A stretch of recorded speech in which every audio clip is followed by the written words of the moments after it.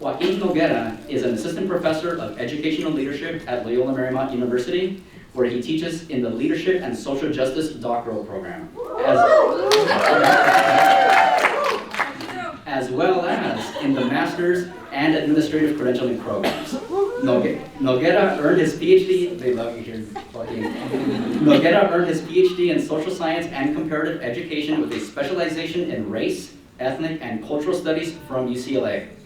Prior to joining LMU, Noguera was a postdoctoral fellow for the Center for Black Studies Research and a visiting professor in the Department of Black Studies at UC Santa Barbara. He is a former social worker, K-12 teacher, school leader, and was the director of the International Youth Leadership Institute in New York City, which is dedicated to serving and developing the leadership capacities of Black and Latinx youth. For the past 15 years, he has worked as a consultant, coach, and advisor to school and district leaders, teachers, and with learning organizations throughout the country. Noguera's research and scholarship amplify anti- and decolonizing critical race, indigenous, Black radical, and ethnic studies perspectives and draws from the knowledges produced by these traditions when responding to and remedying our individual and collective challenges.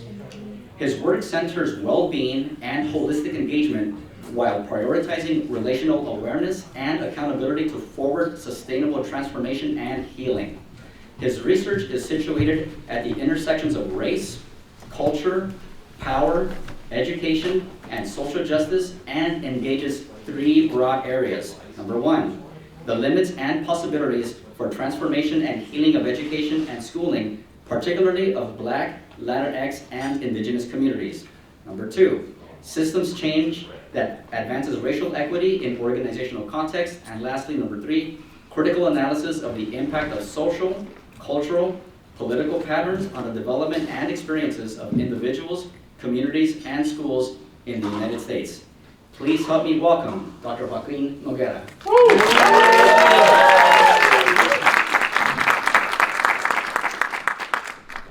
Testing. Yes?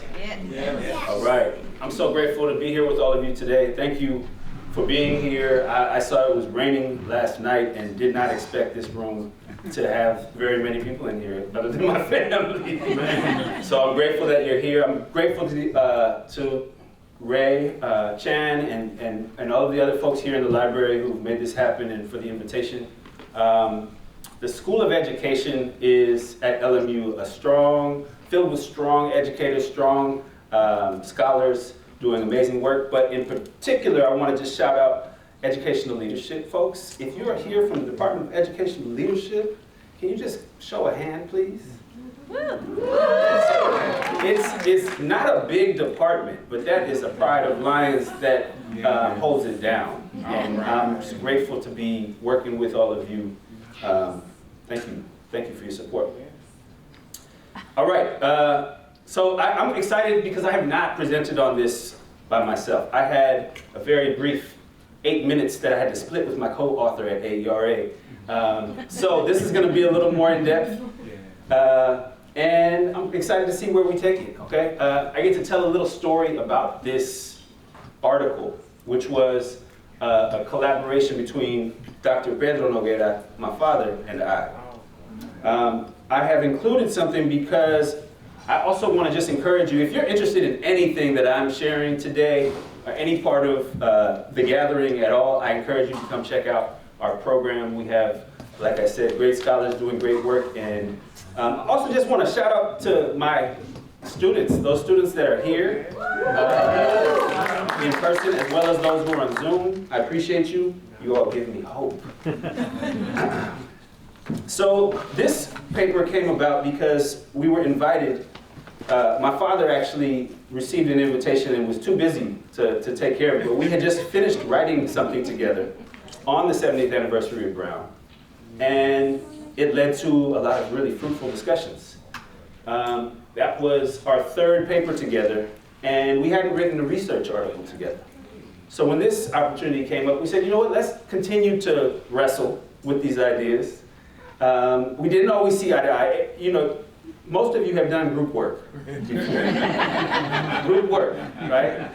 It can be a challenge, but it's also particularly challenging when you're working with people you love, right? You don't always see eye to eye. And this was an intergenerational collaboration. We had different reflections on what we need to highlight about Brown and what has happened since Brown. What I can say with confidence is that this paper reflects what we agree on. And I'm proud to be able to share it with you all. Glad that we got it done. So it's called the Promethean Promise, Understanding and Responding to the Educational Aspirations of Black People in the United States, 70 years after Brown. And we start with a myth. We start with the myth of Prometheus. Can you just see, anybody ever heard of Prometheus? Okay, Greek myth. The Greeks say, the ancient Greeks said that after the Titans were defeated by Zeus and his brothers, he ruled over Earth and humanity. And humanity did not have fire. Zeus preferred it this way because without fire, humans were afraid at night, and he got more prayers. They were also cold and prayed for that. It was a good situation for Zeus. But Prometheus, who was a Titan and also one of Zeus's friends, felt for humanity, stole the fire, gave it to the people, and was punished.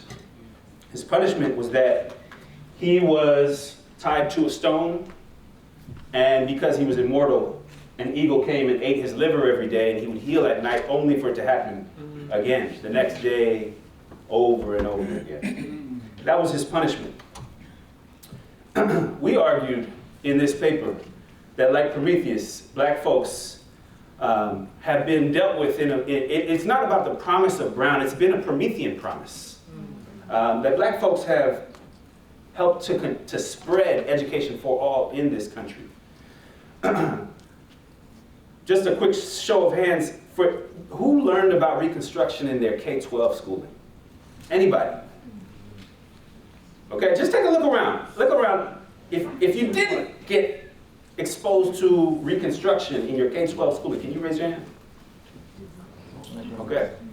I have not been surprised by many people never hearing about Reconstruction. It's not uncommon for people to not get exposed to that. And in fact, this is a history of the United States. Not only is it really important, but it's something that today is harder to get access to as well because of current policies.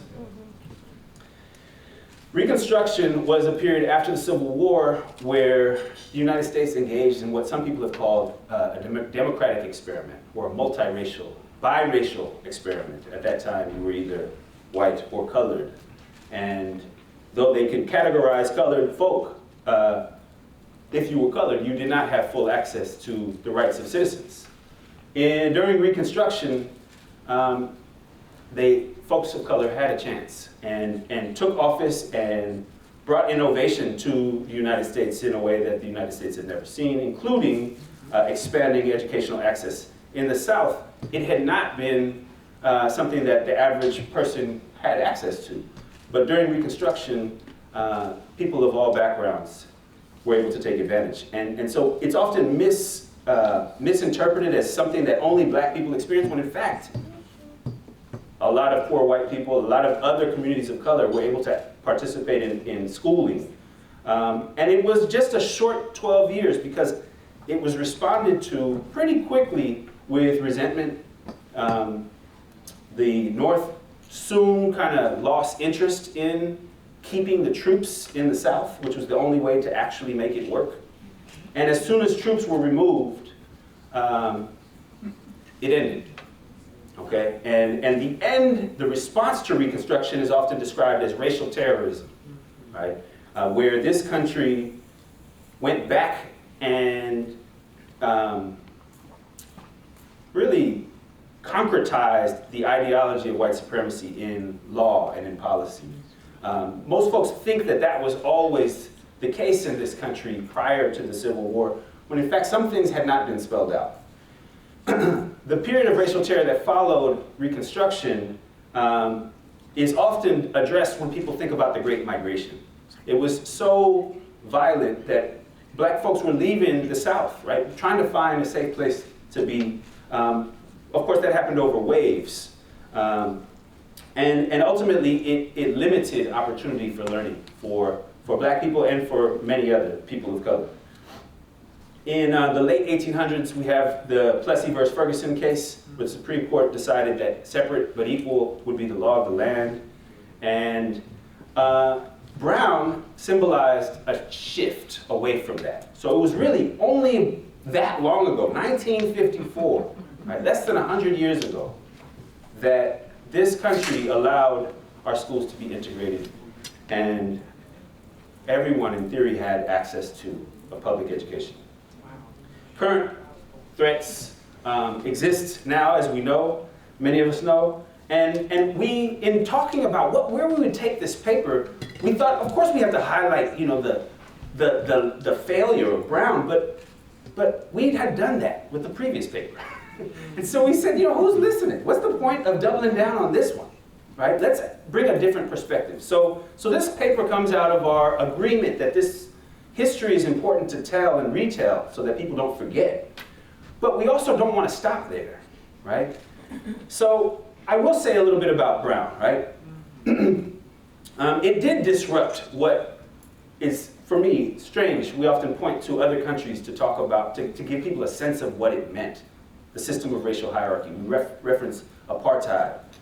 But if you know apartheid, you know that the South African apartheid government studied American segregation to develop their system, right? Just as the Nazis studied American racial segregation to develop their systems. It brought that to an end. It was a precursor to cases that allowed for more opportunity for people of color. The logic was not that people of color were just better off by being around white people or sitting next to white children. As sometimes I hear the news, I turn on the news and they talk about Brown as if it were just about gaining access to certain communities and to being near people. It was about resources, right? Because for centuries, resources had been hoarded and black folks and other people of color did not have opportunity to practice self-determination. The part that we struggled to finally agree on, and I'm glad that we did, was what has been described as more of a cynical view of Brown. I would argue it's not cynical. It's actually what many critical race theorists describe as racial realism. And Derek Bell, one of the four thinkers, I don't even want to say forefathers, what is that? One of the folks who is our ancestors now and who has helped establish the field of critical race theory studies, argued and coined this term, interest convergence, this idea that certain forms of progress for communities of color, for working class people, would only be really possible when the interests of majoritarian groups, dominant groups, were also being met. And so out of that literature, out of that work, the research that looked into interest convergence, comes this idea that we have to situate this in its place and time. In the 1950s, we were in the Cold War, right? The United States was in the Cold War. And so there were real concerns about the growth of socialism and communism in the United States. And many folks said that this was about social justice theater, okay? This is not true, genuine interest in democratizing society.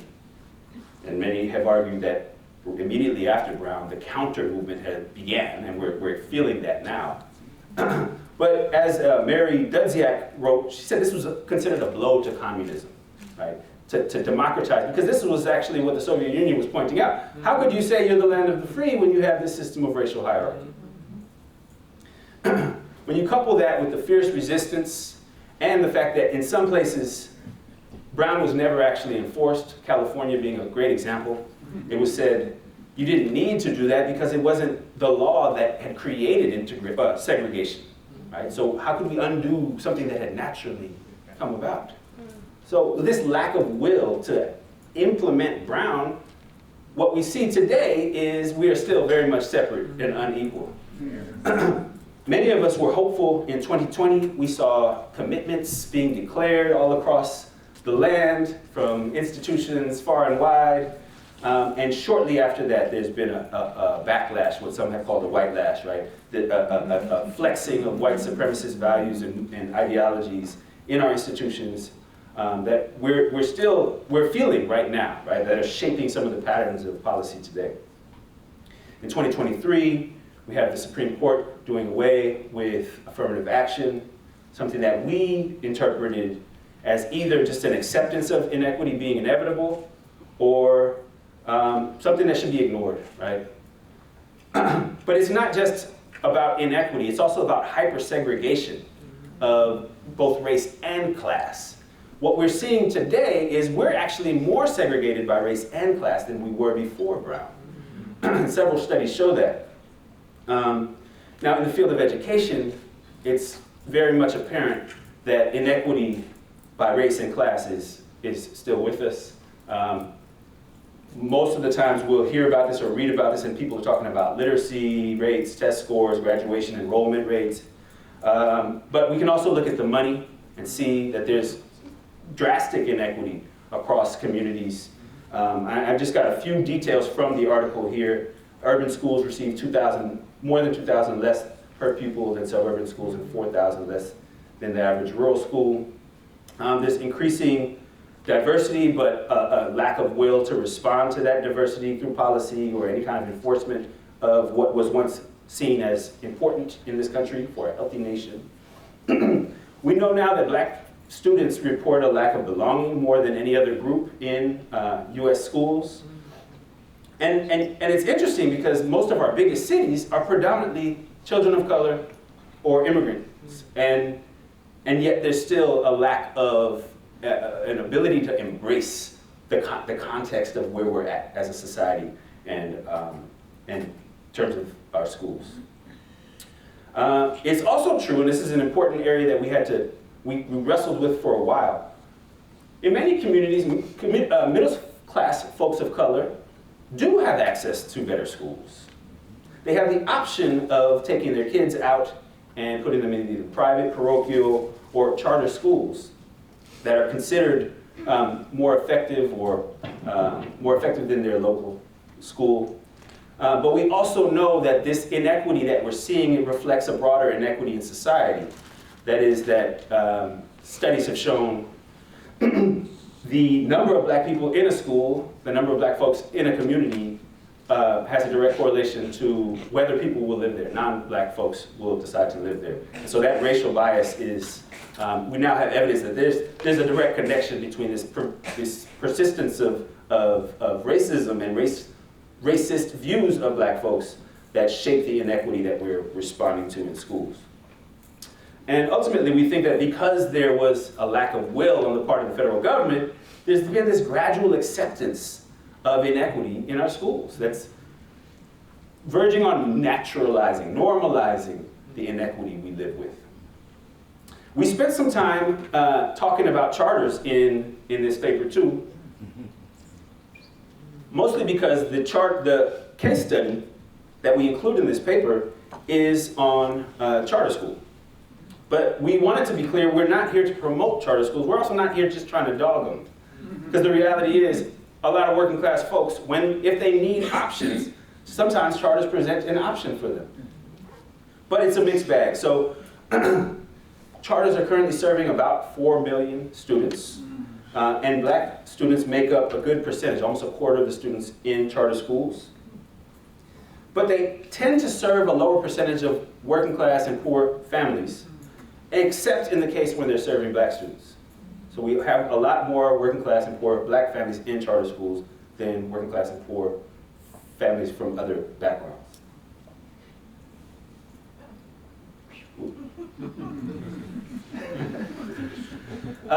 Importantly, in 2016, because of patterns in the creation of charter schools and what it's doing to other schools, there was a call for a moratorium on charter schools by the NAACP and the Movement for Black Lives. In fact, charters got more funding during the Obama administration, so that didn't really do much, but it brought attention to the complicated nature of this growing movement for charters. There have been scholars that have talked about charters creating opportunity that this paper focuses on. the opportunity to be more flexible in your curriculum and your use of funds has been taken advantage by progressive educators, often people of color, who are attempting to create some kind of more culturally responsive learning environment. Noelani Goodyear Kaupua, who is a Hawaiian scholar who situates language revitalization for the Hawaiian language in charter schools as an anti-colonial movement within a larger colonial, neo-colonial charter movement that we found really interesting. And it was in that vein that we said, okay, that actually helps us to situate Roses in Concrete, the Roses in Concrete Community School, which this paper centers. So a little bit about Roses. I first learned about Roses on December 15th, 2012, when I was invited to a meeting to design a new school. It said, build our own school agenda for December 29th. I wasn't able to make that meeting that day, but I stayed in touch with the organizers and the people who went to the meeting. And in that email, they included an early draft of their vision statement. I'd heard the poem before, and I'm not going to read the whole vision statement here, because I'll get to the more developed version in just a moment. But I was intrigued. I had been working all across the country with schools, all kinds of schools, public, private, charter, parochial, and I had not seen anyone articulate something like this. We encourage our students who are broadly invested in academic, artistic, and extracurricular pursuits to demonstrate genuine concern for others, generosity of spirit. I knew, because I was a fan of Tupac, I'm an 80s baby, and I grew up in the Bay. I knew where that name, the Roses in Concrete Community School, had come from, and it came from a poem. I'm no poet, but I'll read it. A poem by Tupac Amaru Shakur. He says, did you hear about the rose that grew from a crack in the concrete? Proving nature's laws wrong, it learned to walk without having feet. Funny it seems, but by keeping its dreams, it learned to breathe fresh air. Long live the rose that grew from concrete when no one else even cared. So I was like, okay, I like that. Let's make a school where we grow roses. And I designed a dissertation study on this. The study took me a long time. So I started gathering data while I was still, it was a pilot study actually, when I was taking a methods course, and I stuck with it. I stayed involved in the community. I actually volunteered there as a coach with teachers and with school leaders.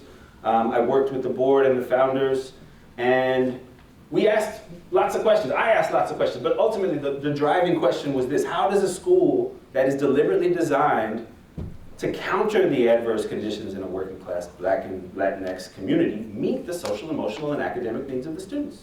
How do they support healing and transformation in the community? What does that look like in practice? What are the challenges they face? What obstacles? How do they navigate those obstacles to center healing and transformation? So we draw from that larger study in this paper, and we ask a different kind of question, because I gathered data for so long we could get at some of these other questions too.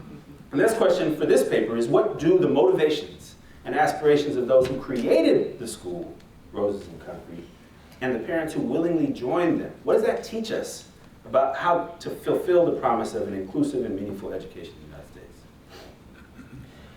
To do this, we decided that we would center interviews and field notes of Black members of the community. So Black founders, Black parents, Black teachers, not because other perspectives were not important, but because that was what this special issue was looking for. That's also where we butt heads, my father and I. And ultimately, we decided to agree on taking a desire-based approach. So I'm just curious, I want to invite, I'm talking a lot.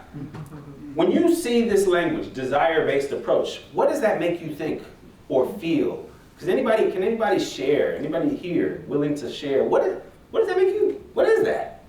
What is a desire-based approach? Any willing? Yes?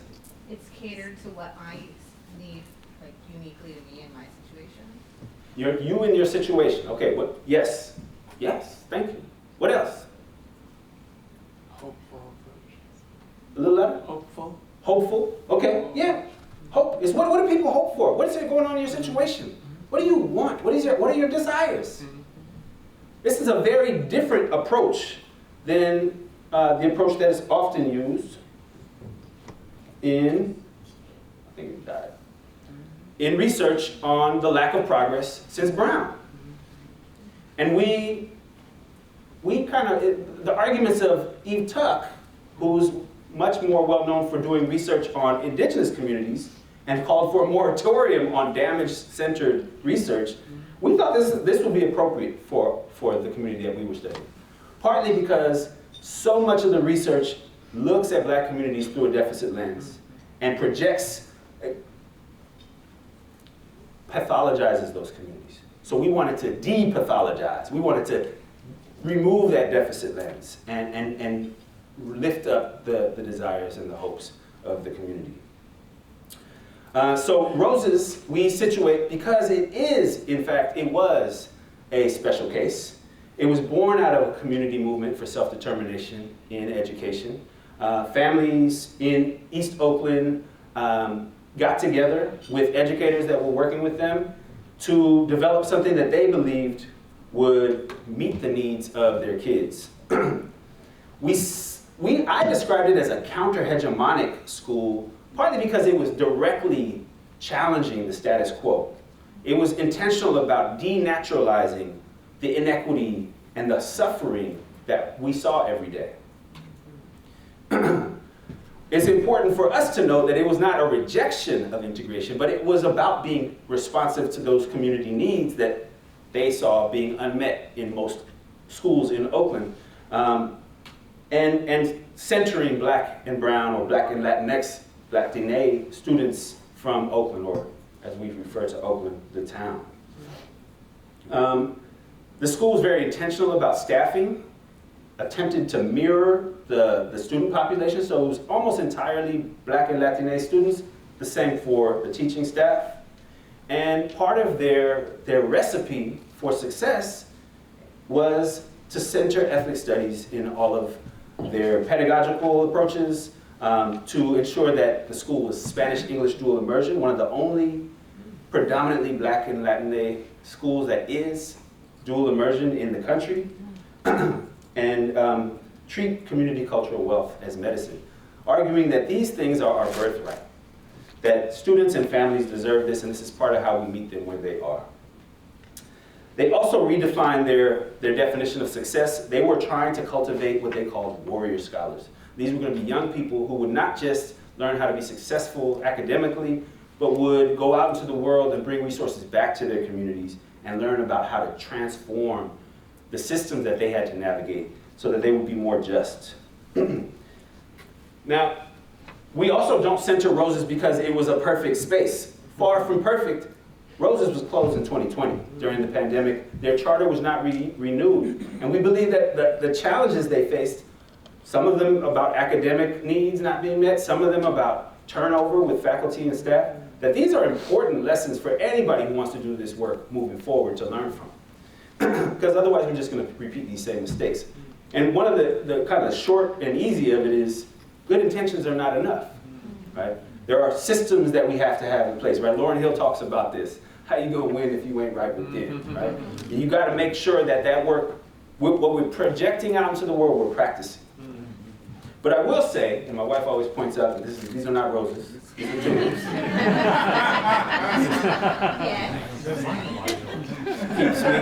Keeps me on point.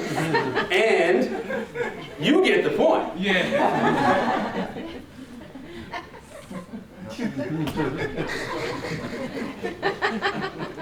It's special to be in a place where children are referred to as roses. And as somebody who grew up near the community that it was in, I saw people that I had gone to school with bring their children to Roses and Concrete.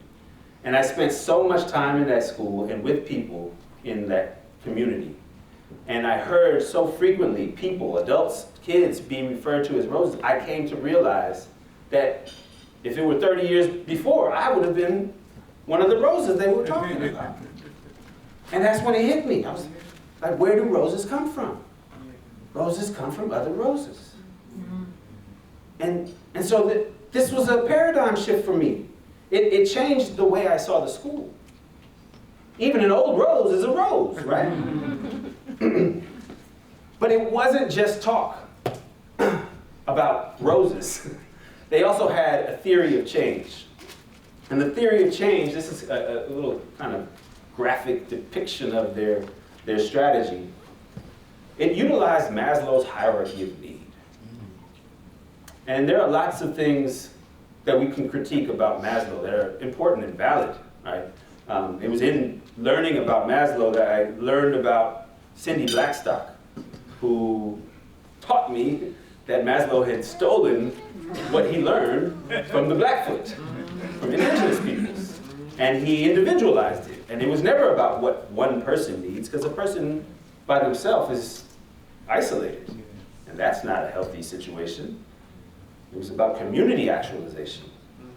And that's part of why I layered this on the roses, because it wasn't just about individual kids having their needs met so that they can be successful.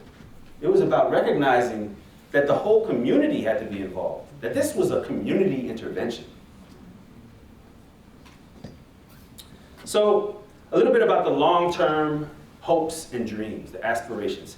I recognize that some of this is text-heavy, so I'm going to not subject you to listening to me read all of it. But I will highlight a couple of things. In their mission statement, they said that the Roses and Concrete Community School would be a K-8 school in East Oakland, founded on the belief that schools should emphasize knowledge of self, character, and intellectual growth in order to prepare students to fundamentally impact the global society while learning to live, learn, work, and thrive in their own communities. Their principal goal, their main goal, was to develop youth committed to lives characterized by self-discipline, integrity, love, and hope in the pursuit of justice and equity for all. And they were going to cultivate warrior scholars, students who would be able to stand as warriors on the side of justice, while having the scholarly faculties to decipher where justice resides in a complex society. I still am inspired by that, because I don't think that just because the school was closed, that a mission like that should be discarded. And part of why I share it is because I heard what the founders hoped. In interviews with some of the founders, they described their goals as being to empower young minds in a transformative way, through knowing the history of yourselves and your community, and using that to help you find your way. Students would be able to go out into the world, gather resources and knowledge, and bring it back to their communities, so that their communities could thrive. Some were very explicit. They want people to be inspired. They want people to look at roses and dream again about what's possible for their communities and their right to be self-determining in the kind of education that we give to their children. They want to create a model for urban education that prioritizes the needs of youth and families as a pathway to building healthy communities. It seems reasonable. This is part of what I am motivated to teach today. This is part of what I am trying to curate resources for students that I work with here at LMU to build a case for, because I don't think it's the only way to do it, but I do think it's a promising path. And ultimately, part of the philosophy was that we don't want people to just leave the hood when they are successful in school. It's about transforming the neighborhoods that we come from. So some of the immediate drives, the motivations, right? When we look at long-term hopes and dreams, some of the immediate drives I wanted to lift up the most came from parents who were from Oakland, who offered a different perspective than parents that had moved to the Bay Area. In a public meeting, when the charter renewal was being considered, one parent said, look, Oakland doesn't have another school that systematically turns entire classrooms of Black and brown students from children who hide into children that are eager to learn. You need to keep this place open. Other parents, a mother said, as a mother, I can look around and know that everyone loves my kid. That's something that I've never felt anything close to where he's gone before. Another parent, a mother, said, if your child has been expelled from 3 schools, and you've heard about the good things happening here, you're going to think this is the perfect place.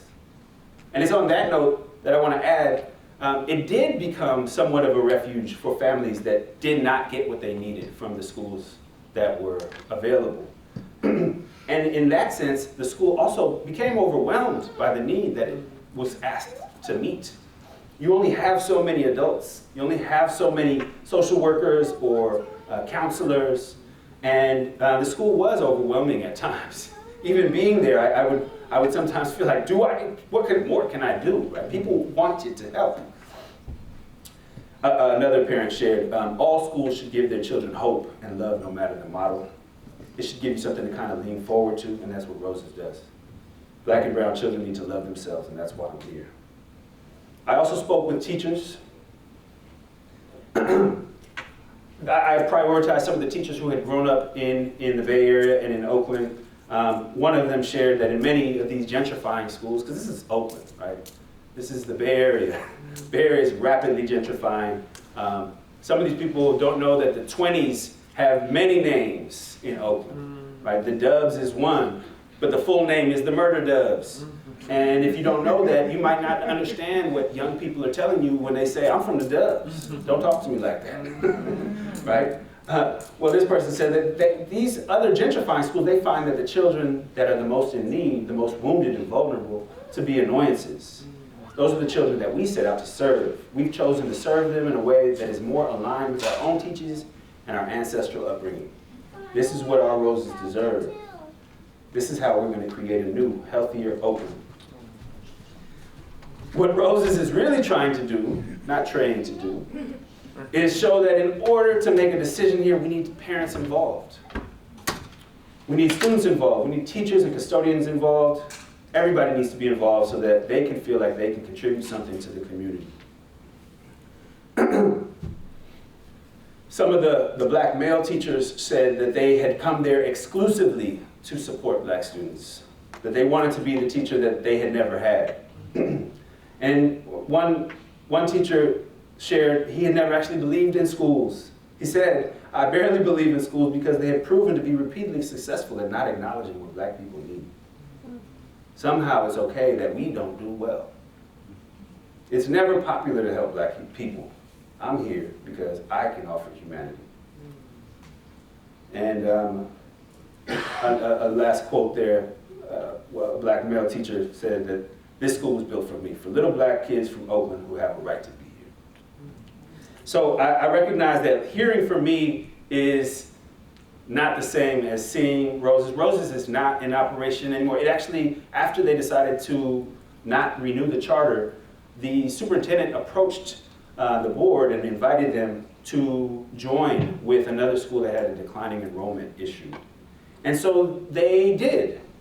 That community that stuck around went over, and that school operates under a new name. They combined the faculty and staff and students. And so many members of that community continue to work together and move forward with this vision and mission, but under a different name. But I did want to include a short still shot video with some of the sounds from Roses and Concrete so that you get just a little sense of what it was like. That little boy is the little boy. She's at an all-time high. We are the children of an all-time God, and sometimes all-time still take a little while. Oh, it's multi-generational from black and brown. People are going back and all this money, all this now. We growing roses in concrete pockets, smiling down. On the least of us left out, they the leftovers. God bless the mamas who know how to stretch them leftovers. You say I praise Him, you take another step forward. Who shall we fear? The Lord is going to stand for us. They sisters that could never win. Sons of the sun, you can see it in my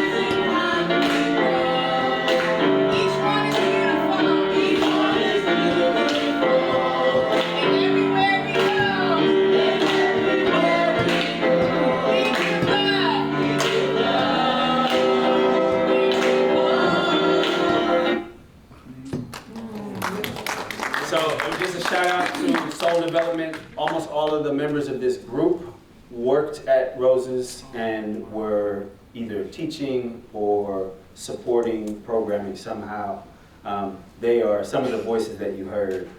Just incredible artists who were also educators doing amazing work. So in conclusion, in the, I think I just lost this mic. In our paper, we argue that ultimately what we need to do in response to this dynamic is educate, agitate, and organize. Right? There's not a magical pill or some kind of wand that's going to happen. We should not be sitting around waiting for someone to save us like Prometheus. I like to point out, we can't always, I surf, right? We can't always control what's going to hit us, but we can control how we respond, right? So what we did agree on is we have more faith in educators and families to come up with solutions to the challenges we're facing than the policymakers or the politicians. We also concur with Frede's idea of limit situations, which he argues, we're conscious beings.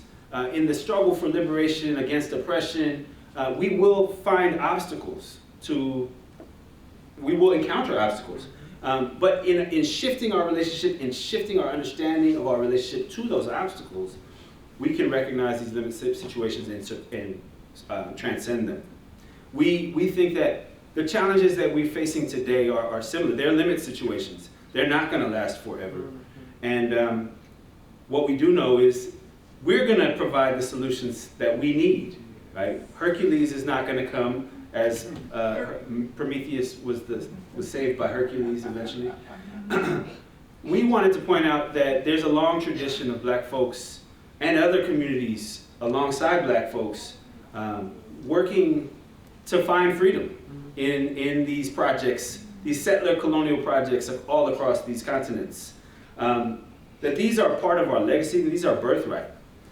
In the process of studying Roses, I learned about the oldest rebellions that were documented by settlers in the Americas. On the island of Hispaniola, I believe in 1519, they had a rebellion shortly after Christmas when enslaved people banded together and headed for the hills, and they established a community for 30 years. If you read the fine print, you'll see they were indentured servants who were white, they were indigenous people who also joined those communities and lived free for 30 years.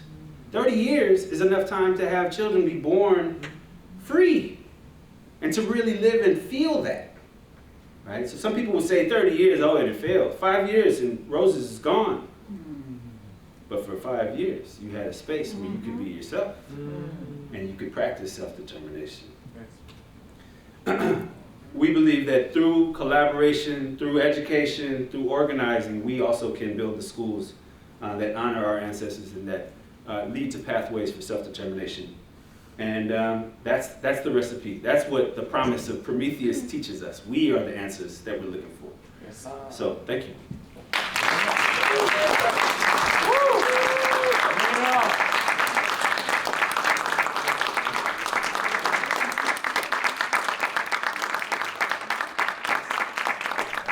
I don't have a question, I actually just have a comment. Joaquin, I needed this. Thank you so much, and I know your work with Roses, but the way you present it, I really appreciate the ending, sharing the images and the voices. In the times that we're in, the aspirations and the hope came through, and what you ended with was, even if it's gone, during those 5 years, what do we learn from it? And there was some fight for freedom there. So thank you, thank you, thank you. I needed this so much right now. Thank you.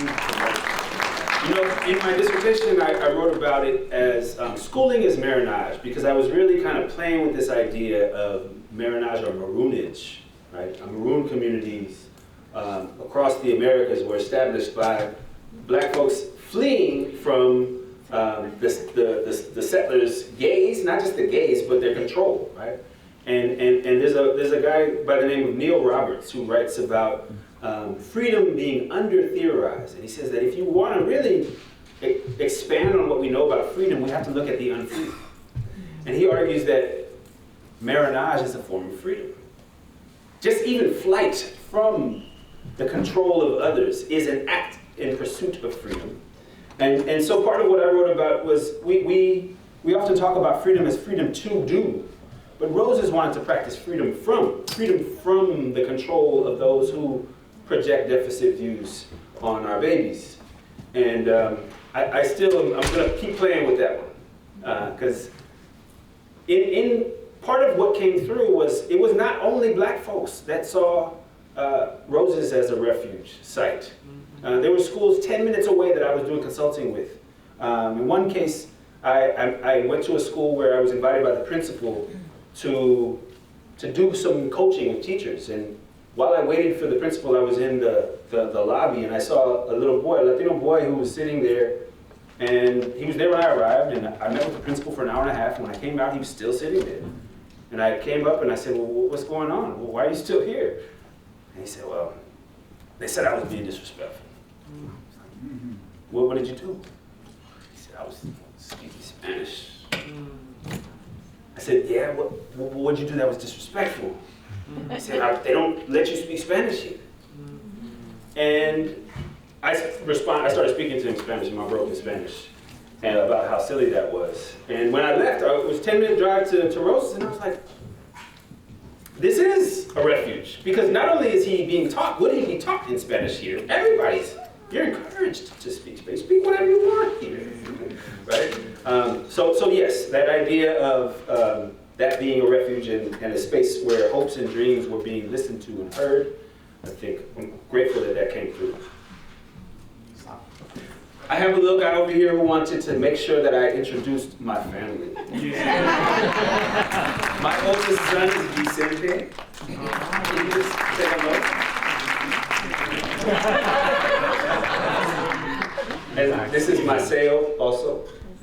Maceo is not as eager to be at the center of the stage. Thank you, Vicente. Thank you, Maceo. And I have a lot of other family here. I'm so grateful that you're here. So I hand in the back, yes. My grandma.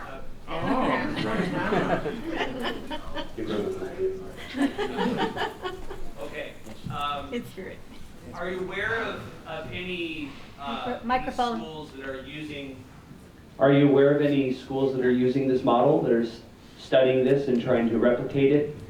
And also, are you aware of any research following up with any of the students who were out of school?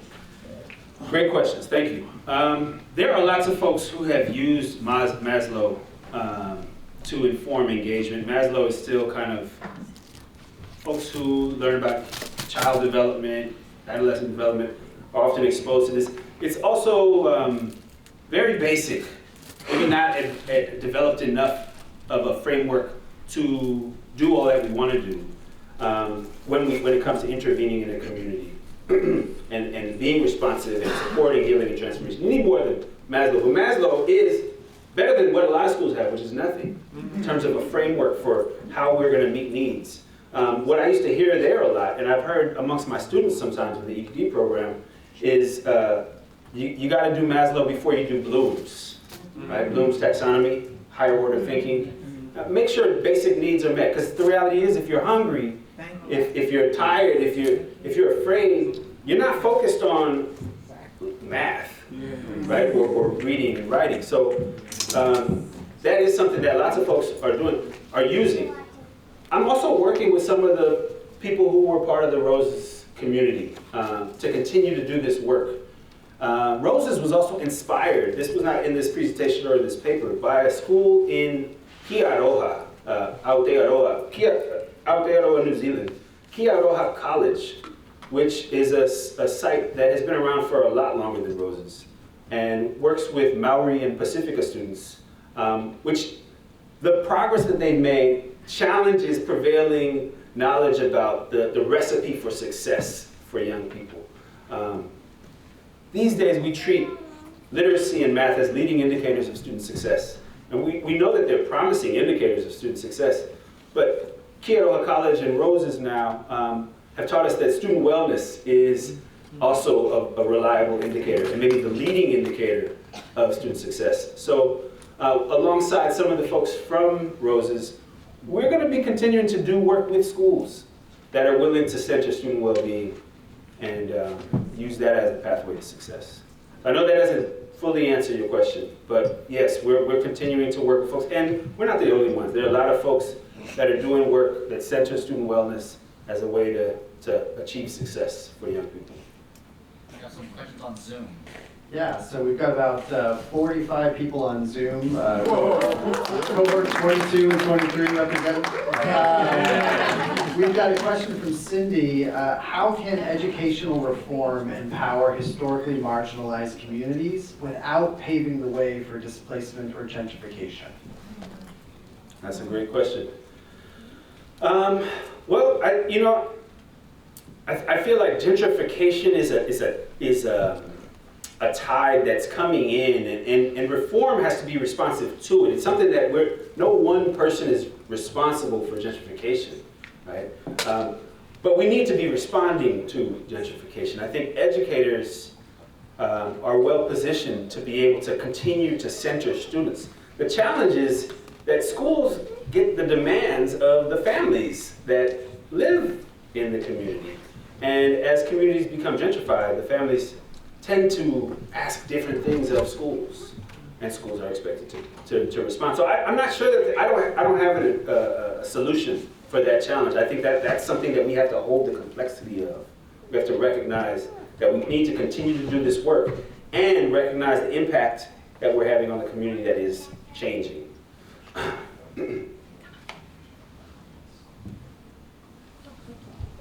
I know you think a lot about disrupting hegemonic systems, and you said that good intentions weren't enough. Do you have any recommendations for charter schools moving forward to create sustainable systems?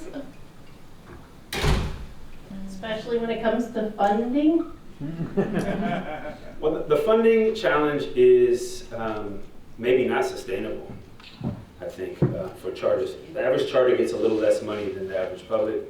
And Roses they had a team of folks that were constantly looking for resources to bring them in. You know, they didn't know all the rules when they started. They used to have their own after-school program in the first couple of years that parents didn't have to pay for.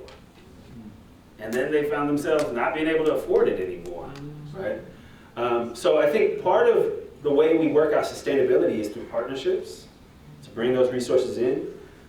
Roses had lots of partnerships, lots of university partnerships, but also local community partnerships, because schools can't do it all. That's part of what Roses proves. Good intentions are not enough because we can't do it all. We actually need robust partnerships to make things sustainable. Part of what I also appreciated about Roses, that I think is a lesson that we can take elsewhere, is how we know we're doing well.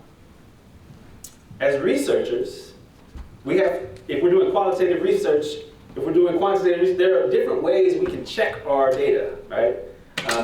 If you're doing qualitative, you tend to triangulate, right? You need more than one source to know something. Roses had a system where teachers evaluated each other, students evaluated teachers, parents contributed to those evaluations. That can give you a better sense of how things are working in a classroom. So there's to systematize community accountability is one strategy that I think charter schools have to use, and then getting good at looking at yourself. Not being afraid of people coming in to say, look, you're stepping over that spot every day and you don't even see it. You know, it's so normalized, everybody's just, you're just stepping over a spot. Do something about that spot. Because schools can become really insular, and then we think we know, but we don't. We can see that in current national leadership, right? They think they know, but there's a lot that's not being recognized, not being seen, right? And so if you limit the input, the voices that can declare what is, then you end up with something that's a little distanced from people's reality. You want to be in touch with those realities. There's another question on Zoom over here. We'll go to Zoom and then we'll go to William. All right, one more question from Zoom. What would it look like if education itself was seen as a form of healing justice, restoring what systems of inequality have taken away from our communities? I love that question. Thank you for that question. I've written about that.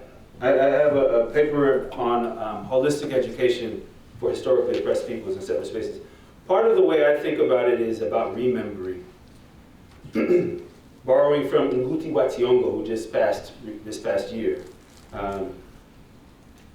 the African decolonial scholar, who described Africa post-colonization as needing to remember, come back together, right? Bring back together these different parts that had been broken up. And, you know, in ethnic studies, we have a saying, know thyself, or not know thyself, sorry, know history, know self, or you know history and you can know yourself. I think part of how I would respond to that around healing is there's a need to really center self-knowledge and community knowledge. But there's also the need to do some of what Maslow's framework calls for, making sure that we're attentive to basic needs. If people are afraid, if people are hungry, if people are tired, they're not able to do their best. And we live in a society that can run us down. Right? It's been a long day. I don't know what time you all woke up, but I got a 4-year-old and a 6-year-old, right? And the reality is, if I were a student and I had gone through the things that I had gone through today, I might not be so focused in class. So how are our educators, do we even have that on our radar? Do we assess and survey students' needs, community needs? At Roses, part of what I appreciated was they understood that they needed to decode behavior, right? That trauma-informed approaches teach us that all behavior has a function.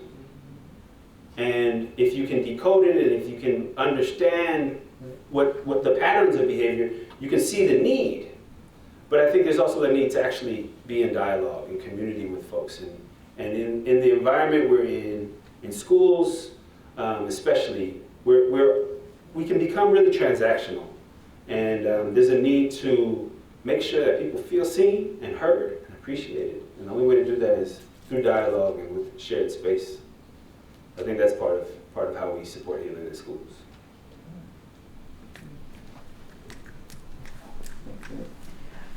Thank you for an amazing presentation. And like my colleague Dolores, I mean, I needed this. I mean, this is part of what sustains me, you know, being in these spaces and hearing sort of these ideas to continue the work. And what I loved about the montage you did at the end, where there was an image of the Compadres Network.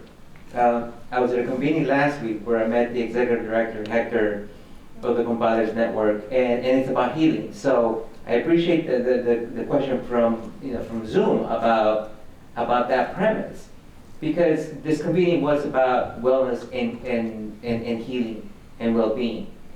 And a question that I have is, and this is what the Compadres Network does, and it's about that. And he gifted me a handkerchief, and he said, my father was a day laborer, and he used a handkerchief just like this to wipe the sweat off his brow. And and I think just that anecdote tells you that this work, it takes from you. It's hard work. Like it makes you sweat. It strains you in every possible way. And so a question that I wonder is, educators need to be well too. Like to be effective, to be an effective teacher, you need to be well too. And to do the heavy work and the important work and the way that needs to be done, the way that was done at Concrete and Roses and Concrete School and other places, how do we pay attention to make sure that teachers and educators are okay, in terms of their mental health and their well-being, so that they can continue that struggle and be able to play a formative role in creating sort of these warrior scholars that will continue their work for generations? Great question. National Compadres Network is one of the groups that I'm going to be working alongside in the continuation of this work. So I know the folks over at National Compadres Network. We're also collaborating with Kingmakers of Oakland. So in collaboration with them, that we're doing this repurposing schools project, where we're working with one school over the course of several years to center student wellness and see what can come of it, right? This is something that I keep tabling, because the adults are not okay. I'm messing the saying up, but they'll eat the kids, right? And teaching is one of the most stressful jobs you can have. So part of what I see is the need for well-developed systems of support.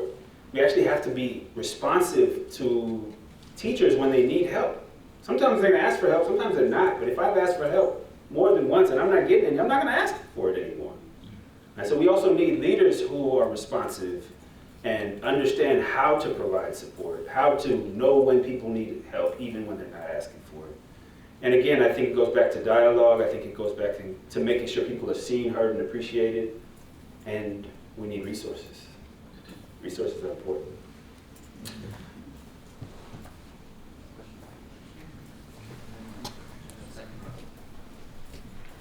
First and foremost, I just want to say thank you for this presentation. Thank you for your breadth of work, your commitment to education.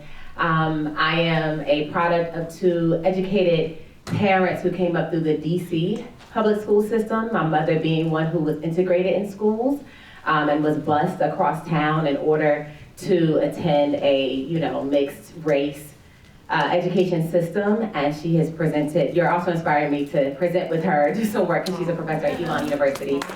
So thank you for that as well. But as someone who has taught in Inglewood Unified School District for years, and specifically around the arts, and also who has worked in Oakland, I normally teach annually at Malanga Coscalord Art Center, and I see the children and the youth and the talent that exudes all through Oakland. And you spoke about representation, but also having that cultural competency and that context when you said, oh yeah, I know this is a reference from Tupac poem. Like some people maybe, say, oh yeah, of course we know that, but that matters. And even just being able to speak Spanish to a student who feels like they were disrupting the system on their own language. And so my question to you is, as we are here at LMU, we know that there are certain standards and systems in place that are protecting us as educators, whatever track you're on.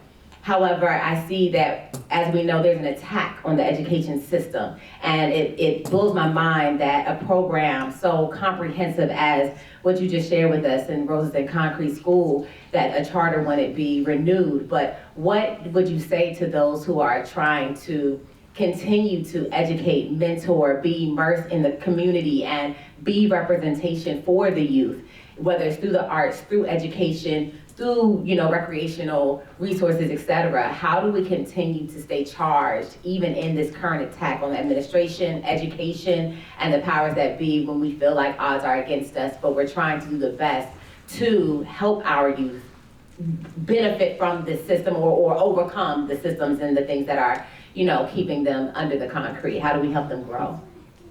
Thank you. And yes, I encourage you to take on that challenge. Working with your mother. My students have heard me say this before, and my family hears me say this a lot. But across different disciplines, if you do a meta-analysis of like the things that contribute to us being unwell, a lot of times it can be whittled down to just three things: isolation, stress, and fatigue. I bring that up because I think that gives us three targets to disrupt intentionally. To disrupt the isolation, to be aware of the stress and the fatigue. You can't always control the stress. You can be responsive, right? And if you're not in isolation, you're going to be in community that hopefully will be working with you, right? And providing support, interrupting the isolation, interrupting the stress and the fatigue. So I think that's part of what we need to do as individuals. And for those of us who have the privilege of being able to work with teachers, prepare teachers or leaders. That's also what we need to be really intentional about. So that's part of what I love about the program that I get to be a part of. We're attempting to give people the skill and knowledge that can be used to support some of that. I think institutionalizing that takes it to a different level. So what that means, you know, in the case of Roses, the community shifted a lot over the years. I have a couple of really interesting interviews with parents in the second year who said, you know, in the first year we got all these middle class parents who were very diverse. They were complaining about the food. It wasn't vegan, it wasn't vegetarian. And they didn't last very long. And after that, we got a whole lot more people from my neighborhood, as the parents were saying. It became a lot more black and brown and working class. And people stopped complaining about needing vegan food and wanted to know about housing resources and job resources. And it was important for us to continue to have staff that understood that community to be able to meet their needs, to be able to engage, to even just have a conversation about what they want or need. So I think that educator preparation programs need to be actively recruiting people from the communities that need educators. And that's also a shift that I really appreciate in our program, where we're actively trying to engage folks, bring on new cohorts of folks that are committed to those communities that they come from, and that are looking for the resources, the skills and knowledge on how to be of service there. So am I answering your question yet? Okay, I hope so. It's a good question. We're going to take 2 more questions, second row and then back row. Thank you, Dr. Noguera. And today reminded me of just all the insights you shared with us in a couple of classes that I've had with you, so it's always good hearing you speak. I have a question because it's a continuation of a conversation we had where we were talking about how a lot of these hegemonic moves have been the same playbook throughout U.S. history. And I remember at LMU, they had Wolf Blitzer here during COVID, during the Trump's first administration, and there were some young people saying, this has been unprecedented, what we've seen. And Wolf Blitzer said, not in my lifetime. You know, I've seen many things like this. So my question is, do you still see that? Do you still see what's happening today as the same playbook? And if so, what have we learned, you know, in response to that playbook that we can implement now? Sadly, yes, I do. I mean, that's part of why we make these connections between the current moment, Brown, in response to Brown, and Reconstruction. It's scary because a lot of this stuff works. When you pump fear out into the community, you make it illegal to do certain things that people need, they stop doing it. But part of the reason why an approach like that to dominate and to reshape and acculturate this society is so vulnerable is because anytime you have a relationship where there's an imbalance of power, your power is never secure. You make yourself fragile. And so in other spaces, I've engaged students in conversation about how do we apply some of the lessons of combat in an environment where we don't really want to fight, but there's a fight that's happening. It's being brought to us, right? And I think that's part of what counter-hegemonic education taps into. We tap into the strategies that have worked over time. Right? Black people were learning to read when it was illegal to teach black people to read. How? Lots of ways, right? So there are lots of ways to forward the work, even in an environment where our work is being vilified. I think sometimes it requires creativity. Sometimes it means being a little quieter. There are scholars who write about fugitive practices and marriage and abolition. Abolition wasn't legal. Right? It wasn't legal to be trying to free slaves, enslaved people. But the work had to happen, right? So I think that's how I'm hearing the question. and I'm not sure that I'm hearing you correctly, but this is something that I'm grateful to be able to think with other brilliant minds about, like, what does that mean in the case of like educational leadership? What might it mean for us to take a counter-hegemonic stance as leaders in an environment that is explicitly hostile to what we thought this country wanted, right? Equity, equality, diversity, inclusion. Right? If we're gonna take that all away, I'm not sure that I'm down to just disregard that. I'll never be down for that. So how do we proceed, right? And what I do know is if we're not talking about it, if we're not creating space to figure out solutions, then we have a lot, it's not as promising. So we need to be creating space to have these conversations. We need to be reminded that there are cracks, right? The rose grew through the cracks in the concrete. And sometimes we gotta water it, sometimes we gotta break up the concrete. Thank you. Thank you. And last question in the back row. Hi, I'm Isabella, and I really appreciated the immersive approach, just being ethnographic, through you speaking with the individuals and just kind of like an accompaniment and being with them. And I appreciate the visuals at the end, but I can imagine I'm not the only one that was excited to see this approach as a student too, and this framework in education. So how has this, maybe through your teachings with other students, been a precursor and dialogue about a reformist versus abolitionist framework when approaching